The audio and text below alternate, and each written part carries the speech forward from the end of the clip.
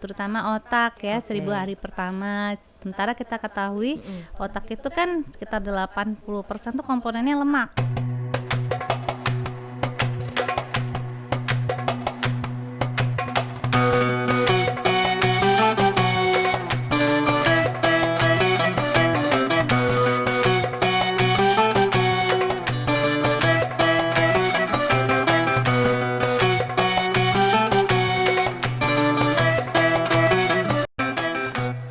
Assalamualaikum warahmatullahi wabarakatuh. Halo Bunda, selamat datang di podcast Halo Bunda, persembahan spesial dari Generos, teman Bunda mendampingi tumbuh kembang si kecil.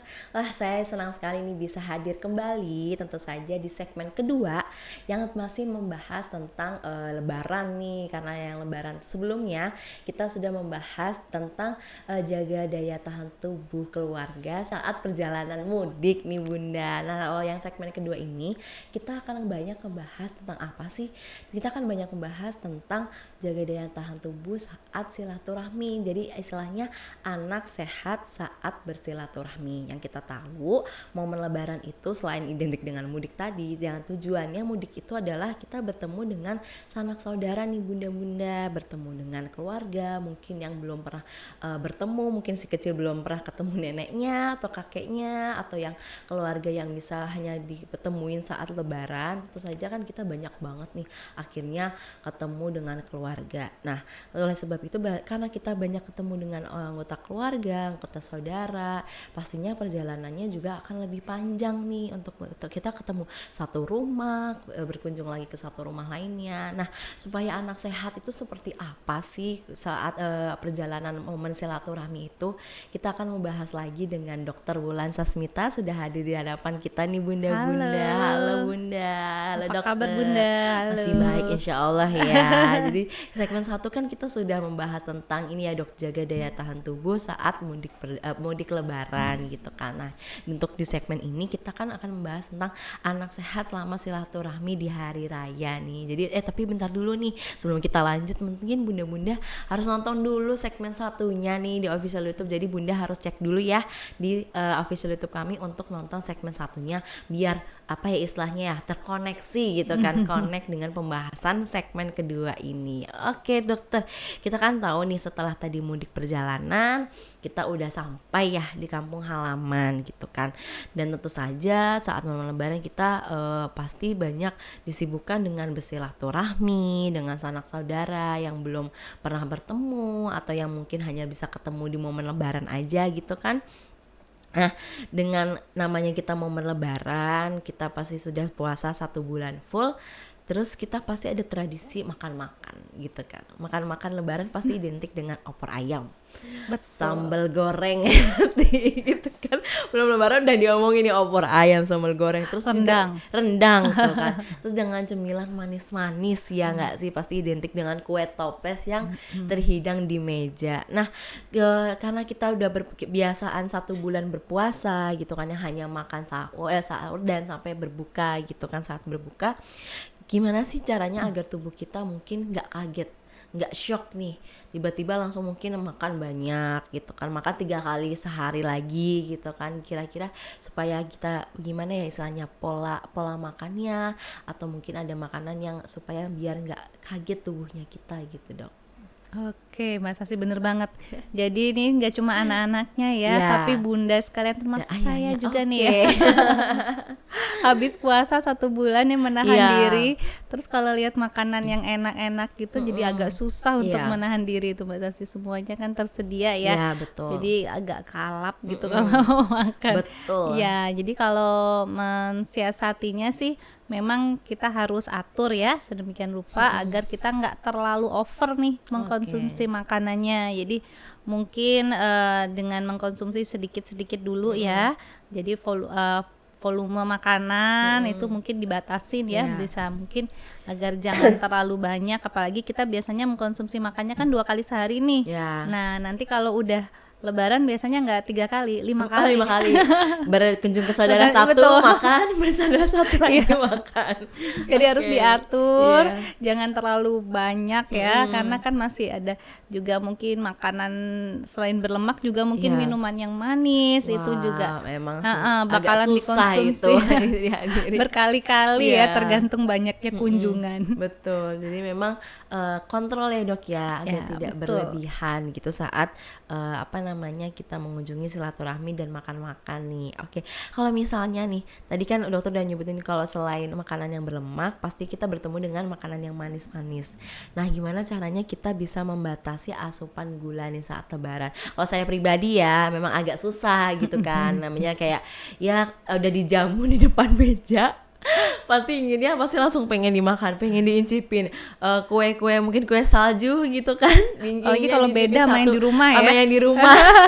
Apaan Pasti nih? pengen, Penasaran? kita pengen ngerasain gitu kan. Nah, mungkin gimana nih cara ngebatasinya itu? Iya, mungkin caranya ini ya Mbak Sisi ya, kalau untuk anak-anak kita bisa berikan makanan pokok atau makanan utamanya yang kenyang ya. Jadi anak-anak ini biasanya kalau udah makan kenyang yang utama ya, biasanya sih kecenderungannya untuk nyemil atau mengkonsumsi minuman manis ini lebih bisa ditahan gitu ya, daripada kalau masih lapar. Jadi mungkin kita atur kalau makan yang pokok itu makanan nasinya mungkin ya, atau mungkin kalau lebaran diganti ketupat mungkin ya.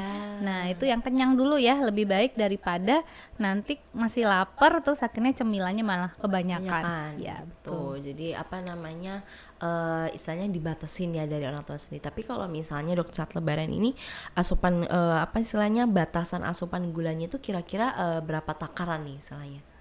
Oke, kalau untuk anak-anak gula ya, kalau untuk anak-anak usia 1 sampai 3 tahun biasanya rata-rata kita batasin di 25 gram per harinya. Masih kurang lebih mungkin 5 sendok teh gula 5 ya. sendok ya. Ya, kalau untuk usia yang lebih besar, mungkin usia 3 sampai 6 tahun bisa mengkonsumsi sekitar 35 sampai 40 gram gula ya. Sedangkan untuk usia di atas 6 tahun ini sebenarnya udah mirip sama dewasa ya. Jadi ya kalau bisa sih nggak lebih dari 50 gram per hari ya. Atau maksimal mungkin 10% dari kebutuhan kalori hariannya. Misalnya kebutuhan kalorinya sekitar 1.500 kilokalori. Maka kalau bisa sih yang mengandung gulanya itu nggak lebih dari 150 kilokalori seperti itu. Jadi pembagiannya ya. Iya, tapi kalau untuk anak-anak yang masih usia di bawah 1 tahun atau 2 tahun itu kan sebetulnya kalau untuk lemak ini ya Mbak Sasi memang masih diperlukan dalam jumlah besar ya. Karena kan memang kebutuhan lemak ini bisa nge-boost energi ya, sementara kan pertumbuhan otak itu masih pesat-pesatnya. Jadi memang usia di bawah 2 tahun biasanya nggak terlalu banget dibatasi untuk makanan yang lemak ya, malah justru dianjurkan. Harus dianjurkan ya gitu. Oke, nah kalau misalnya nih tadi tentang gula kita udah ngebatasin, tapi apakah ada makanan tertentu nih yang bisa membantu menetralisir kadar gula di dalam tubuh nih saat lebaran dok? Jadi kalau makanan yang bisa membantu menetralisir ya, biasanya sih makanan yang mengandung tinggi serat nih Mbak Sasi ya. Jadi misalnya sayuran atau buah-buahan itu biasanya juga bisa membantu untuk sedikit menghambat penyerapan gula atau lemak yang mudah kita konsumsi. Jadi mungkin bisa nih Bunda sekalian menyiapkan juga cemilannya nih, di antara cemilan-cemilan yang berlemak itu mungkin disiapkan puding buah atau buah potong atau jus ya, menggantikan mungkin daripada minuman soda ya. Jadi sirup sirup. Mungkin kita ganti ya beberapa kondisi itu dengan jus ya, mungkin yang lebih sehat dan bisa mengurangi penyerapan lemak atau gula. Jadi istilahnya gulanya gula alami ya dok ya. Iya, betul banget. Memang harus lebih baik kreatif, masih ada siasat lainnya selama masih ada buah. Pokoknya lebih baik digantikan dengan makanan manis digantikan dengan buah ya. Iya. Nah kalau misalnya nih tadi kan kita tahu akibat dari kebanyakan gula ini kan akhirnya mudah cepat lelah, konsentrasi menurun, ngantuk gitu kan istilahnya. Udah kebanyakan manis-manis, aduh pengennya tidur aja. Nah tapi pengennya kan tentu saja saat silaturahmi itu kan kita ngobrol ya dengan keluarga, punya kegiatan bareng dengan saudara. Mungkin bisa kita ganti ya supaya kita nggak ngantuk gitu kan, atau mungkin dengan kebanyakan kadar gula dalam tubuh tuh kita bisa ngelakuin olahraga apa sih dok yang bisa kita lakukan saat lebaran atau saat silaturahmi nih. Gampangnya karena kita bermain dengan istilahnya bukan bermain sih, berkunjung dengan saudara gitu ya. Kira-kira mungkin apa sih yang kegiatan fisik apa yang bisa kita lakukan selama lebaran supaya tentu saja tubuh kita makin sehat, apalagi untuk anak-anak nih dok. Iya banyak sebetulnya nih Mbak Banyak Desi ya. ya. Iya, apalagi kalau misalnya di kampung halaman nih ya, biasanya kan udaranya seger nih, terus Ya. ketemu sama sanak saudara yang usianya mungkin anak-anak ini Iya. relatif sama ya, relatif sebaya. Mungkin bisa kita buat kegiatan misalnya jogging bareng atau sepedaan bareng keliling sekitar perumahan atau sekitar kampung halamannya. Iya. Kemudian juga bisa dengan mungkin janjian mungkin berenang bareng, atau kalau misalnya di sekitar sana ada kolam renang atau pemandian air hangat Iya. misalnya ya, itu bisa janjian bareng-bareng berenang. Nah, ini aktivitas fisik seperti ini bagus banget nih untuk mengimbangi makanan-makanan yang udah tadi berlemak Iya. sama manis-manis tadi ya.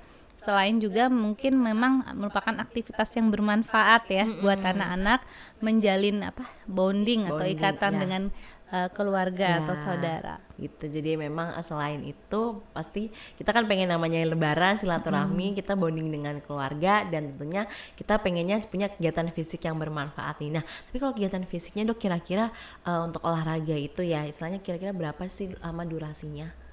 Durasinya sebenarnya nggak perlu terlalu lama ya. Kalau untuk olahraga yang benar-benar menguras energi ya, atau yang sifatnya cardio exercise gitu, mungkin 30 menit sehari gitu, 3 kali seminggu udah cukup ya. Tapi anak-anak ini memang sebetulnya lebih aktif loh Iya, daripada itu betul. ya. Daripada kita orang dewasa Iya, ya. jadi kalau dewasa minimal sekian ya, kita Iya. cenderung lebih mager Ya, nih ya. lebih kayak membatasi karena mager. Kalau anak-anak sih insya Allah sih lebih banyak ya. Oke. Ya, lebih lah kalau 30 menit, apalagi mungkin lari-larian, Iya. kejar-kejaran, ya itu biasanya sih bisa berjam-jam ya, sehari malah mungkin nggak ada capeknya kali anak-anak. Nah gitu ya, mudah-mudahan jadi coba share dulu nih apakah ada kegiatan fisik yang bunda ataupun anak lakukan selama silaturahmi lebaran. Tadi kalau dokter Wulan udah sebutkan ya tentang kita bisa melakukan olahraga dengan berenang, terus jogging bareng, terus habis itu banyak banget kegiatan bermain, sebenarnya juga termasuk olahraga ya dok ya, saat Ya, lari-lari gitu kan. betul di kampung banget. halaman. Nah kalau bunda sendiri punya apa sih istilahnya ide olahraga apa sih yang bisa kita lakukan saat silaturahmi? Yuk coba tulis di kolom komentar ya, nanti kita share bareng dengan dokter Wulan. Nah oke dok, selain tadi kan kita udah banyak banget ngebahas makanan manis nih ya. Tentu selain makanan manis, kue toples yang terhidang di meja seperti itu, kita kan pasti bertemu dengan makanan yang berlemak ya. Tadi Betul, kita betul udah banget. saya sebutkan di awal, lontong opor, sambal goreng ati, rendang gitu kan. Wah, banyak banget santan dan lain-lainnya gitu kan. Nah, kalau misalnya tadi kan dokter Luna udah menyebutkan bahwa mungkin kalau usia sebelum 2 tahun penting gitu kan. Tapi bagaimana untuk anak-anak yang di atas 2 tahun? Apakah ada batasan-batasan tertentu supaya tidak terlalu berlebihan nih lemak dalam tubuh? Iya betul Mas Asa. Jadi memang kalau untuk anak-anak yang di bawah usia 2 tahun ini memang kebutuhan lemaknya tinggi ya. Ya. Karena kan memang sedang mengejar pertumbuhan terutama otak ya, 1000 hari pertama. Sementara kita ketahui otak itu kan sekitar 80% tuh komponennya lemak. Ya. Jadi memang butuhnya banyak. Tapi untuk anak yang lebih besar, mungkin ya makanan berlemaknya ini mungkin nggak boleh terlalu banyak juga ya. Mungkin kita atur ya, jangan sampai seperti yang waktu zaman periode MPASI 50% mungkin ya sampai lemaknya. Mungkin ini bisa kita kurangi ya, mungkin lemaknya cukup di 30% ya. Ya. Kemudian juga harus diimbangin tadi dengan aktivitas fisik ya, sehingga tetap bisa seimbang nih antara yang masuk sama yang keluar. Oke, jadi memang harus ada keseimbangan ya itu. Kalau misalnya buat orang dewasa sendiri nih dok, mungkin buat ayah dan bundanya ya yang nonton, kira-kira supaya kita kontrol untuk makanan berlemak nih kayak gimana nih tipsnya? Oke, mungkin gimana ya, susah juga ya, aku juga nggak bisa kontrol Oke. ya. Oke. Apalagi kalau masak nih kan, Iya. jadi cicip Icip, dikit, cicip ya, icip cicipnya lagi. maksudnya sepiring. Ada satu love sendiri ya Iya. malahan.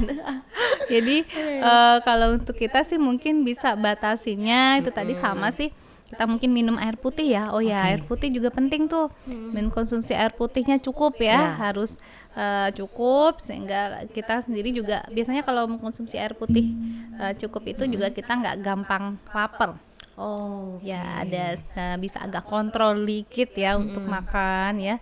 Sementara makanan-makanan berlemak ini kan juga butuh untuk dilarutkan sama Iya. air ya. Jadi jangan lupa untuk mengkonsumsi air yang cukup ya. Kemudian makanannya mungkin yang manis bisa diselingi dengan makanan manis yang sehat nih. Misalnya tadi buah potong atau jus ya. Itu bisa menggantikan minuman bersoda atau mungkin makanan-makanan yang berlemak atau manis Iya, lainnya. gitu. Jadi air sama ya tadi serat ya. Nah, kalau ini nih apalagi menetralisir gitu kan. Tadi kan kita udah ngomong netralisir untuk gula. Kalau ini lemak nih selain buah potong tadi apakah ada istilahnya makanan atau komponen yang harus Bunda penuhi nih untuk membatasi lemak tersebut? Kalau untuk membatasi lemak sama sih serat sih, Ya, serat batasi ya, ya. Iya, oke. sayur-sayuran juga Boleh mungkin bisa kasih ya. contoh sayurnya apa nih dok? Gitu. Sayur apa supaya ya? bisa terhidang selain apa namanya ada opor mungkin ada sayur apa nih supaya netralisir lemaknya iya. kan? Mungkin kita bisa kasih ya tambahan yang juga nggak kalah enak ya. Mungkin kita bisa kasih sayuran kayak capcay atau mungkin di sop-sop ya, sop-sop ya itu juga mungkin makanan yang mungkin nggak begitu common ya di saat Lebaran. Tapi nggak apa-apa lah disajikan sebagai makanan alternatif mungkin ya. Selain makanan yang berlemak, mungkin kan kita udah kunjungan kemana makanannya opor Itu ayam, lagi. habis itu ke tempat satunya lagi makanannya rendang. Bener. Mungkin ada satu kondisi itu kita bisa berikan salad mungkin atau Oke. ya salad sayuran atau buah-buahan. Nah itu bisa sih sebagai alternatif Alternatif ya. ya makanan untuk menetralisir lemak itu tadi. Oke, jadi pokoknya salad kan mudah ya dok ya, Iya. dibuat dengan apa ya istilahnya campur-campur, terus habis itu mudah didapatkan, jadi selingan lah ya Iya, buat betul. makanan utama yang istilahnya apa ya main menunya menu Lebaran nih Iya, gitu. Oke, betul. kalau misalnya tadi kan kita bicara udah tentang lemak, terus habis itu kita ada tentang batasan gula, tentu saja kan dalam Lebaran ini kan metabolisme anak-anak tentu saja berbeda ya dok ya dengan metabolisme orang dewasa gitu. Nah mungkin supaya kita tetap sehat gitu, apalagi terutama untuk anak-anak juga tetap sehat, mungkin metabolisme apa sih yang bisa mungkin kita jaga gitu ataupun kita berikan untuk anak supaya tetap sehat nih selama Lebaran ataupun selama silaturahmi. Jadi memang untuk menjaga metabolisme atau rate metabolis kita tuh bisa tetap stabil ya bagus ya nih yang juga harus dijaga nih istirahatnya nih. Oke. Ya, jadi jangan lupa ya karena Betul. keasikan ngumpul sama keluarga biasanya bobo malamnya kemalaman. Jadi anak-anak ini mudah lelah ya, udah aktivitas seharian nggak berhenti karena saking senengnya malamnya juga kemalaman bobonya, jadi makanya mungkin metabolisme tubuhnya jadi kurang bagus ya. Ditambah lagi mungkin makanannya nggak teratur atau justru hanya mengkonsumsi makanan-makanan yang kurang sehat, jadi malah mudah sakit nanti ya di Mbak Sasi. Jadi mungkin kita atur pola tidurnya tetap ya dijaga sebisa mungkin cukup ya untuk anak-anak sesuai dengan usianya. Kemudian juga makanannya juga kalau bisa sih diatur gimana ya walaupun tersedia godaan yang banyak. Tetap memenuhi yang gizi seimbang Gizi tadi. seimbang Iya, ya. Nah, betul. mungkin kalau misalnya untuk bunda-bunda ataupun ayah nih tips boleh mungkin dokter Wulan kasih tips ya perihal gimana sih supaya yuk kita ajarkan anak-anak sebenarnya nggak enak ya kalau misalnya membatasi makanan mereka gitu kan kayak udah terlalu banyak gitu kan apalagi mungkin kan istilahnya kalau di Lebaran itu kan ada juga jelly gitu ya dok yang terhidang di meja kan kita kan anak-anak seneng kan warna-warni terus rasanya manis juga kan akhirnya sambat langsung makan banyak gitu. Nah mungkin gimana sih supaya ayah dan bunda ini bisa mengajarkan anak supaya yuk kita bisa batasi gitu kan untuk makanan kue-kue yang mengandung manis ataupun makanan yang mengandung lemak berlebih. Susah memang kalau apalagi usianya masih kecil ya. Justru memang tuan rumah itu nyediain memang buat anak-anak. Ya benar. Jadi memang sengaja memang sediakan untuk menyenangkan si kecil. Iya, betul. Ya mungkin kalau untuk kita edukasi pada anak yang lebih besar bisa sih ya Mbak Sasi ya, mungkin sudah ya kakak atau abang gitu ya, jangan kebanyakan ya nanti lagi gitu, mungkin bisa. Tapi untuk anak yang lebih kecil memang lebih susah ya, mungkin kita bisa atur tadi makan utamanya harus kenyang dulu nih. Ya jadi kalau makannya udah kenyang, biasanya kecenderungan untuk nyemil itu biasanya agak bisa direm gitu, dibandingkan kalau dia memang masih lapar, jadi masih ingin lagi gitu. Jadi memang yang penting makanan pokoknya sudah tercukupi, sudah kenyang. Jadi nanti nyemil-nyemilannya bisa dikontrol secara alamiah ya dok ya. Iya betul banget, karena kalau usia yang lebih kecil agak susah memang kontrolnya. Apalagi kalau dilarang-larang kan takutnya kayaknya kesannya gimana gitu ya. Akhirnya orang tua membatasin mau makan ini, padahal ya istilahnya kita juga tetap yang berlebihan itu kan memang tidak baik ya dok ya. Oke dia. Nah itu ya bunda-bunda ya tips dari dokter Wulan nih supaya gimana sih anak silaturahmi ini tetap badannya sehat, tentu saja dengan senang hati, pokoknya bisa bermain sana sini dengan istilahnya pertama tadi gulanya terkontrol ya dok ya, dan lemaknya pun juga bisa dikontrol oleh ayah dan bunda. Oke bunda, kita sudah sampai di penghujung acara podcast Halo Bunda. Sekali lagi terima kasih banyak dokter Wulan. Sama-sama.